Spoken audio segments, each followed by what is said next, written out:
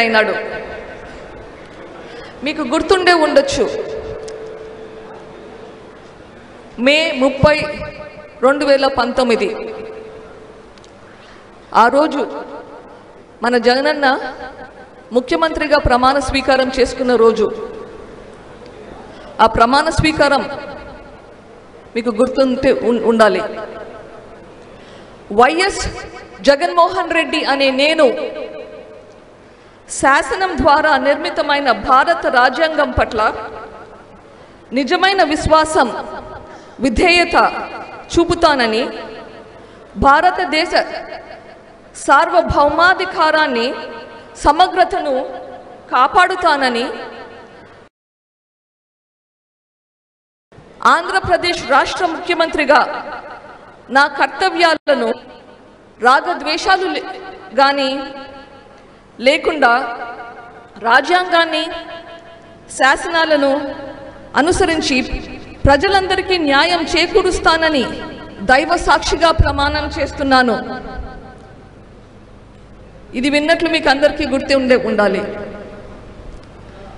YS Jaganmohan Reddy అనే నేను ఆంధ్రప్రదేశ్ రాష్ట్ర ముఖ్యమంత్రిగా నా పరిశీలనకు వచ్చిన లేదా నాకు తెలియవచ్చిన ఏ విషయాన్ని నా కర్తవ్యాలను సక్రమంగా నిర్వహించేందుకు అవసరమైన మేరకు తప్ప ప్రత్యక్షంగా కానీ పరోక్షంగా కానీ ఏ వ్యక్తికి లేదా వ్యక్తులకు తెలియపరచనని లేదా వెల్లడించనని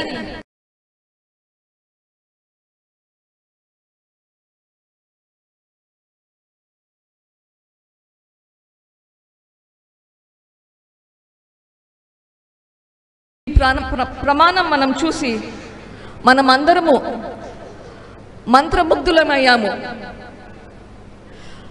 భవిష్యత్తు పట్ల చాలా భరోసా వచ్చింది. ఈ ప్రమాణం ప్రకారం ఆయన బాధ్యతలు నిర్వహించేటప్పుడు రాగద్వేషాలు ఉండకూడదు, అంతఃకరణ శుద్ధితో చేయాలి. పనులు చేసేటప్పుడు మనం అంతఃకరణ శుద్ధితో చేయాలి అని ప్రమాణం చేసిన అతను ఒక ప్రశ్న అడుగుతున్నాను. అంతఃకరణ శుద్ధి అంటే అర్థం తెలుసా? హృదయం శుద్ధిగా ఉండాలి. హృదయం శుద్ధి పెట్టుకొని పనులు చేసుకోవడం అవసరం. హృదయం శుద్ధిగా ఉంటేనే ఆ తర్వాత మిగిలినవి వస్తాయి.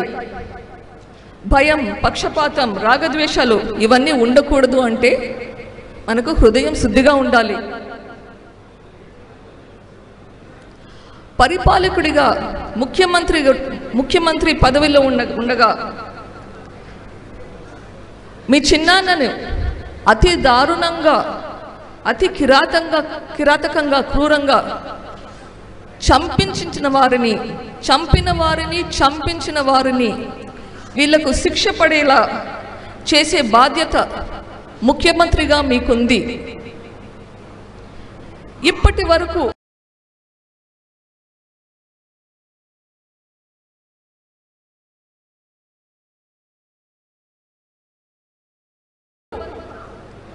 ఆ దిశగా ఎందుకు పనిచేయలేదు?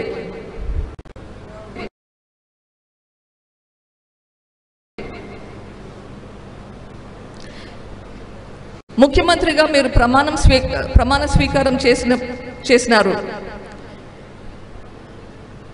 మరి ఎందుకు ఆ ప్రమాణం మీరు నిలబెట్టుకోలేకున్నారు?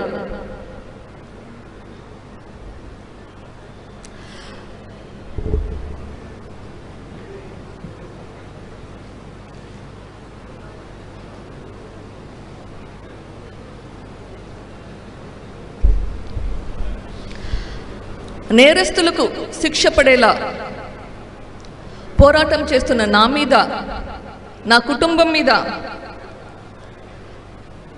అదే నేరం మోపుతున్నారు. ఇది సమంజసమా?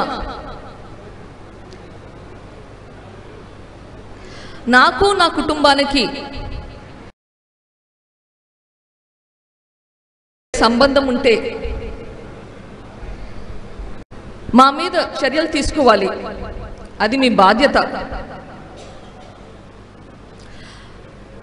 నేను కానీ నా కుటుంబం కానీ ఇది చేసింటే మమ్మల్ని అరెస్ట్ ఎందుకు చేయలేదు?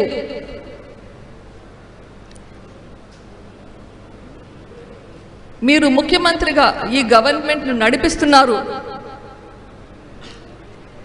ఇది సునీత కుటుంబం చేసిందని మీరు చెప్పడం ఎబ్బేటుగా లేదు?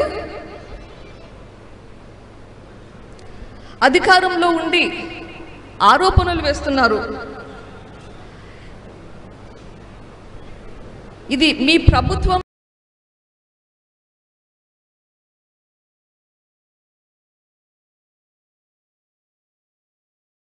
మీద, మీ మీద మీరు చేయలేని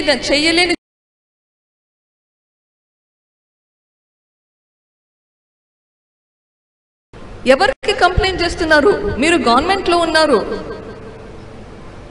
ఇన్వెస్టిగేషన్ ఏజెన్సీకి కంప్లైంట్ చేస్తున్నారా లేదా ప్రజలకు కంప్లైంట్ చేస్తున్నారా? ఆరోపణలు చేస్తున్నారు. గవర్నమెంట్లో ఉండి అది తప్పు అనిపించడం లేదా మీకు? మీ బాధ్యత మీరు ఎందుకు చేయడం లేదు?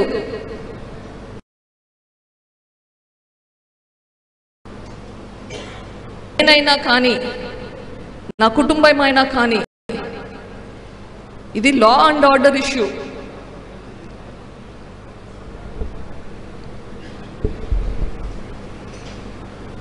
రాష్ట్రంలో లా అండ్ ఆర్డర్ అనేది ఉండాలి.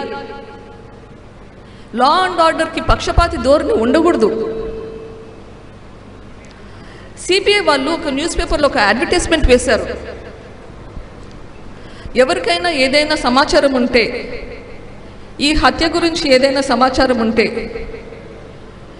అది వాళ్ళకి అందజేస్తే 5 లక్షల రివార్డు కూడా ప్రకటించారు. మేమే చంపినాము అని మీ దగ్గర ఏదైనా ఇన్ఫర్మేషన్ ఉంటే అది సిబిఐ వాళ్ళకి ఇస్తే ఒక 5 లక్షల రివార్డు కూడా మీకు వస్తుంది. మరి ఎందుకు అది వాళ్ళకి ఇవ్వట్లేదు? ముఖ్యమంత్రిగా బాధ్యత మీకు లేదు? మీ బాధ్యత మీరు చేయకుండా ఎంతసేపు కెమెరాల ముందు వచ్చి మా మీద నిందలు మోపడం ఇట్లా ఎందుకు చేస్తున్నారు? ఈ రాష్ట్రాన్ని మీరు పరిపాలిస్తున్నారు. ఇట్లా నిందలు మోపడం, మీ పని మీరు చేయకుండా ఉండడానికి మీకు సిగ్గుగా లేదు? పదే మేం చేశామంటున్నారు, మా కుటుంబం చేశామంటున్నారు, సునీత కుటుంబం చేశామంటున్నారు. పోనీ జూన్ 2019 నుంచి మార్చ్ 2020 వరకు ఈ ఇన్వెస్టిగేషన్ మీ ప్రభుత్వమే చేసింది. ఆ టైంలోనే మమ్మల్ని అరెస్ట్ చేసిండొచ్చు కదా? మీరు వేసే నిందలన్నీ విడ్డూరంగా అనిపిస్తుంది. మీరు చేయలేకనే కదా ఇన్వెస్టిగేషన్ సిబిఐకి అప్పగించింది.